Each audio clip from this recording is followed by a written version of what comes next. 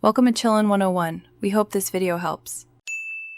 You start by clearing old saved credentials so Windows and Outlook stop conflicting. Open Credential Manager and remove any entries tied to your email or Office 365. Once done, open Outlook, navigate to File Account Settings, change more settings. Then Security and make sure Always Prompt for Logon Credentials is unchecked and Remember Password is enabled if available. This removes stale logins and forces Outlook to create a fresh authentication attempt immediately. Next, update authentication methods and the mail profile. Make sure Office is up to date so modern authentication, OAuth, is available. OAuth avoids repeated password prompts.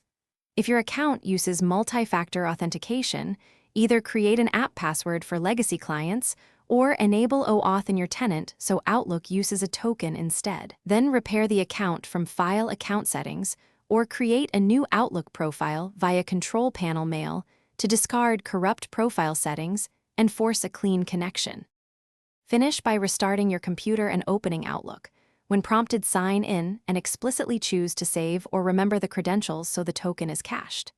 If prompts continue, clear any Windows single sign-on cache and re-add correct entries in Credential Manager.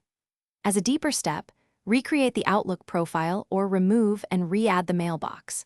If problems persist, check multi-factor settings and Exchange or Office 365 admin policies. Because tenant-level restrictions often force repeated authentication, address those with your admin. Thanks for watching. Consider subscribing if we helped you.